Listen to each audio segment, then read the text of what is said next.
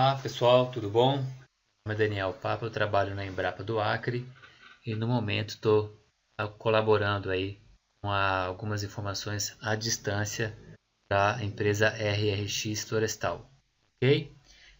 Dando continuidade agora a essa primeira parte, que é o nivelamento sobre o manejo florestal de precisão, para que a gente conheça de uma forma ampla, para depois a gente conseguir adentrar em cada detalhe dessa tecnologia, tá ok? Então vou passar rapidamente agora como que o Modeflora, como que as geotecnologias, as informações de geoprocessamento, como que elas afetam cada uma das etapas do manejo, tá ok?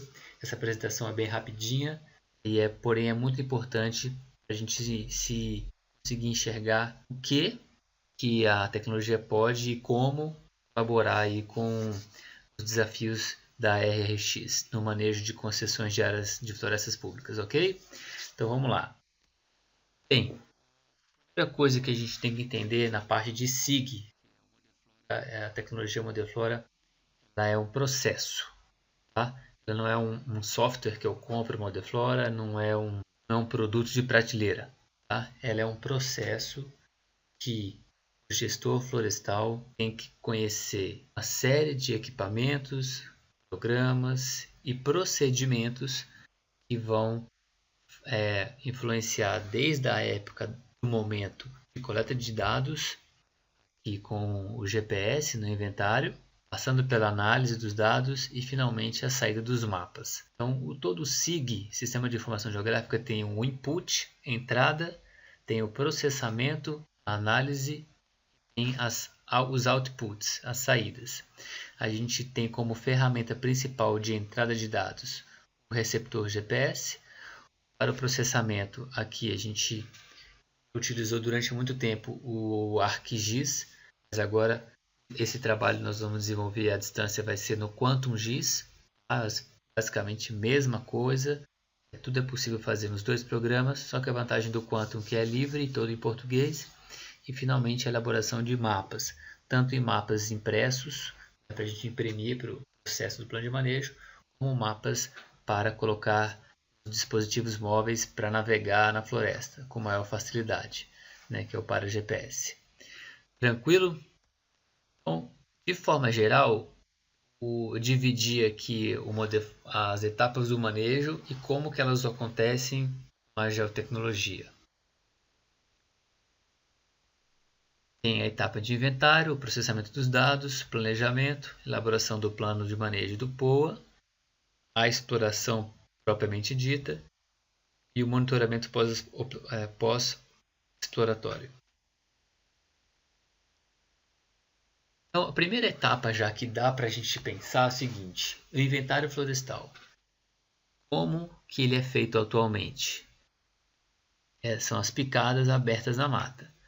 A tecnologia com o GPS permite que a gente abra picadas menos, que a gente consiga abrir menos o mato, consiga fazer uma picada basicamente para a gente conseguir acessar a floresta, porque é colocado no GPS as linhas de 50 e 50 metros, a equipe de campo navega em cima desse projeto que vai estar no GPS, e as picadas não precisam mais terem o piqueteamento, por exemplo, de 50 e 50 metros. Desde a primeira etapa, que é o inventário, já tem algumas diferenças bem interessantes aí com o uso da geotecnologia. No final do campo tem dois produtos básicos. O georreferenciamento das árvores, está aqui. O GPS coleta basicamente a coordenada geográfica da árvore, tá? E também o caminhamento pelos cursos d'água.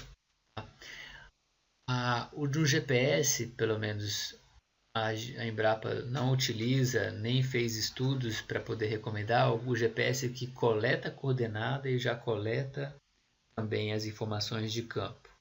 É como se fosse um coletor de dados. Não, a gente ainda utiliza o método convencional da prancheta, as anotações, e juntamente com a prancheta o GPS para poder coletar a localização da árvore. não utiliza mais trena, esticando pelo XY. Isso não existe mais, pelo menos no estado do Acre. As empresas não utilizam mais XY já há alguns anos. Tá? Então, como saída, então esses são inputs. Tá? No processamento dos dados, são dois. As árvores, os pontos, as coordenadas geográficas das árvores, junto com a tabela de as anotações do inventário, tabulados em prancheta, e os cursos d'água, o microzoneamento da hidrografia. Dentro do processamento de dados ocorre uma série de coisas que a gente vai mostrar à frente, e a elaboração do plano em si é consolidada em dois documentos aí. Na verdade, vários documentos, né? Uma parte do plano de manejo, aquele referente à exploração de uma unidade de produção, ela tem toda a estrutura de geoprocessamento dela. E esse geoprocessamento, essa estrutura do geo, esses mapas com precisão, né, com coordenadas geográficas, eles são levados para os receptores de GPS, desde uma etapa, que é a elaboração de mapas para GPS, e os operadores de campo levam essa informação, os operadores de trator, motosserrista. Então, todas as atividades em campo acabam sendo georreferenciadas também. O operador de campo utiliza o banco de dados que veio do escritório, isso vai dentro do GPS. Então, a precisão onde ele abre o pátio, a precisão onde a estrada é aberta, ela é muito grande. A gente consegue aí 80%, é mais, 90% em alguns projetos do que a gente planeja em campo do que a gente planeja no escritório é executado em campo, com exceção da trilha, tá? A trilha de arraste a gente coloca nos projetos para outros fins, não necessariamente o operador do skidder consegue fazer o mesmo trajeto da trilha. A gente sabe que não. O campo a gente não tem uma riqueza de detalhes ainda desse tamanho para poder prever no escritório a realidade de campo da trilha. Porém, a estrada e o pátio a gente tem acertado bastante. E essas operações também, uma vez que os operadores utilizam na execução da exploração, eles estão usando o GPS está com a função tracking ligado, diariamente eu consigo monitorar onde foi, quanto andou, qual foi o tempo de trabalho de cada pessoa, de cada operação florestal diariamente, ok? Isso não é em tempo real, tá? Como vocês devem ter visto no vídeo, mas é diariamente, é possível, já é praticado inclusive, ok? Então esse é o ciclo do manejo florestal de precisão. Entrar um pouquinho nessas partes aí, no input, entrada de dados. Então, o procedimento de coleta de dados com o GPS, ele deve seguir algumas regras, como essa posição de costas para a árvore, a posição do GPS em pé. Então, são procedimentos fundamentais para ter uma boa qualidade. E aqui o rapaz anotando as informações da espécie, da altura, da circunferência. E é uma diferença importante que nessa planilha aqui tem o número do ponto que esse cara está pressionando. Então esse cara apertou aqui ponto 07, aqui o ponto 07, e o outro operário botou a placa. A placa é 2007. No final, recomenda-se que o final seja o mesmo, tá? Para conseguir combinar, para você conseguir encontrar erros com mais facilidade, tá? Mas não é uma regra, não. E aí essas informações de espécie, circunferência, qualidade de fuste, convencionalmente o pessoal coleta essa informação. Okay? O microzoneamento, ele é vocês já conhecem, né? Esse trabalho, bate ponto para nascente e usa o habilito tracking para o caminhamento no curso d'água. Aqui a função de habilitar a função tracking, né, de caminhamento. O cara coletando e batendo pontos ao longo do igarapé. A gente sugere que ao longo dos igarapés, a pessoa que está fazendo o microzoneamento, ele anote nos comentários dos pontos qual é a largura desse igarapé, né? A largura da calha, tá? Que está sendo medida aqui nessa fotografia. Então, essa largura ela vai auxiliar o engenheiro na hora de determinar, calcular a área de APP. Tá? Porque se o operador de GPS anda aqui no meio do curso d'água, e eu coloco 30 metros para cada lado, 30 para a direita e 30 para a esquerda, eu vou estar subestimando a APP. Porque a APP ela é determinada a partir da cota mais alta da calha do rio, né, da cota média. Eu tenho que confirmar se é a cota máxima, é a cota média, tá? Desculpem, a cota média é a APP. Então a média da cota é aqui, a média aqui, dá para ver a calha desse garapézinho aqui.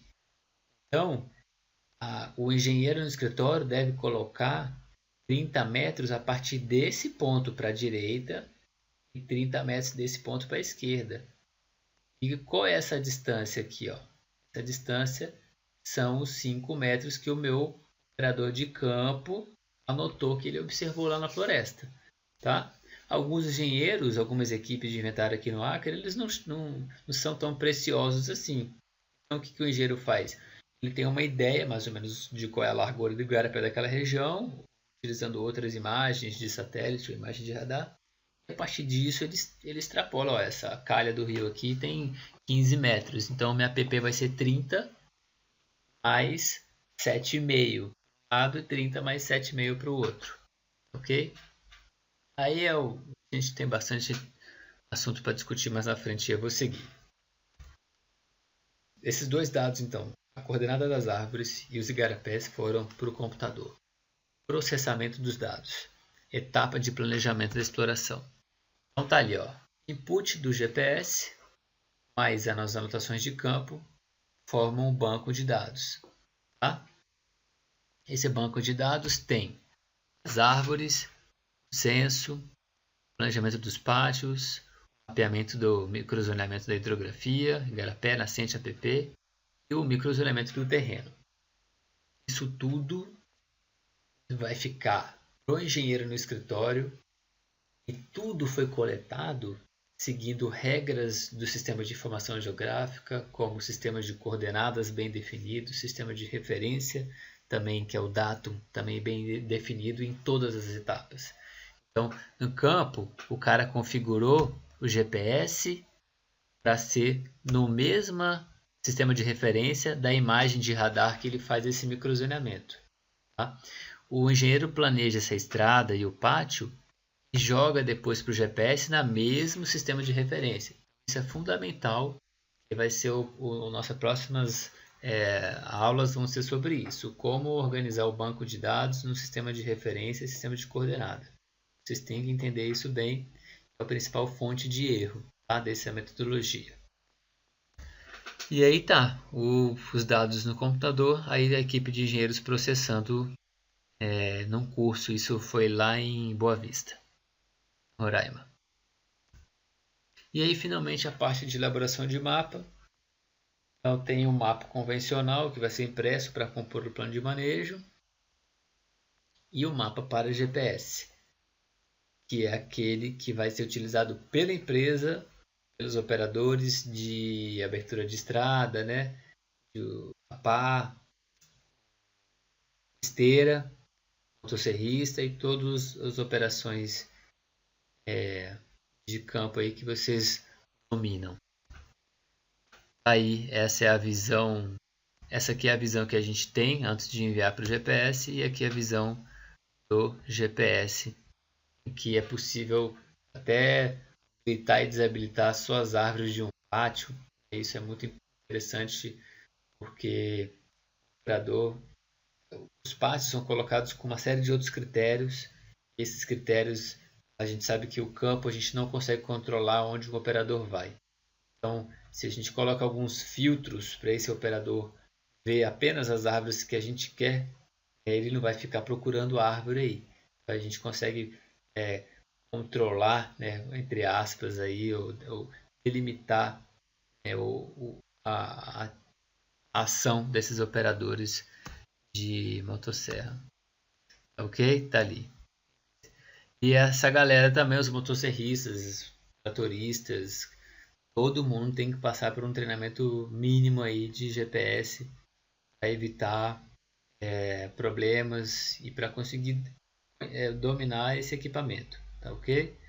Hoje em dia, como a maioria da galera está usando o smartphone, né, tem um celular aí melhorzinho, operar um GPS desse, que é tela colorida, botão grande, todo em português, não tem muita dificuldade, é só uma questão de treinamento e para a organização das ideias na cabeça da galera e plantar isso aí. Tá ok? Então, pessoal, basicamente esse é o panorama da geotecnologia aplicada ao manejo. Eu vou passar agora a mostrar para vocês um pouco dos cursos, né? Então a gente tem aí cursos relacionados só à parte de campo, de inventário, microzoneamento. Tem cursos só da parte operacional de processamento dos dados no QuantumGIS. E tem curso também só para utilizar os programinhas para elaboração dos mapas, né? E também a parte de campo. Na verdade, esse último módulo aí é um dia com os operários, com o GPS, tirando dúvida com eles, indo a campo, navegando através de árvores, navegando até árvores, batendo ponto, habilitando e desabilitando a função. Essa aqui é bem tranquilo. Tá ok? Aqui o site da Embrapa, eu sugiro que vocês deem uma olhada aqui, tem bastante informação. Você coloca no portal Embrapa e aí nesse campo de busca escrevam Modeflora. Vocês vão ter acesso aí a tanto publicações, algumas delas vocês já receberam, né, impressa. Também mandei por e-mail para algum de vocês os links, tá? E aqui tem bastante foto, outras publicações mais recentes. Tá? Deem uma olhada aí de curiosidade. Também se colocar Modeflora no YouTube aparece bastante coisa. E aí é o seguinte, pessoal. Isso que eu falei para vocês, usando o receptor GPS, é o que a gente chama a primeira geração da tecnologia Modeflora. Recentemente, aí, em 2016, 2015, até um pouco antes, em 2012, a gente iniciou um projeto que é o Modeflora 2, que utiliza agora não mais somente o GPS, mas utiliza o escaneamento a laser aerotransportado. É esse equipamento aqui no avião, tá? E aí esse projeto foi liderado por mim, com outros pesquisadores, e é através dele que eu coletei dados para vir fazer um mestrado aqui na Exalc, em São Paulo. E já acabou esse projeto, tá? Eu estou finalizando o mestrado, logo eu volto lá para o Acre e a gente vai trabalhar com esse projeto agora, que é o GeoFlora. Então, o foco do GeoFlora, que é a terceira geração, então assim, com o LiDAR é a segunda geração, e aqui o Modeflora 3, ou terceira geração, tem esse título GeoFlora, que é o consolidar, né, os conhecimentos do LiDAR e de aeronaves remotamente pilotadas, as ARPs, para viabilizar a questão do manejo florestal na Amazônia.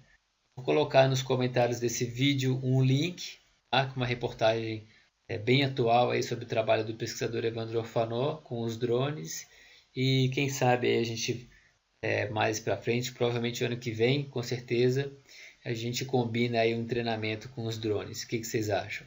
Tá bom, pessoal? É isso. Um abraço para vocês e vou ver se eu passo para vocês também um link do instalação do QuantumGIS, tá ok? Quero já entrar na parte prática no próximo vídeo. Um abraço.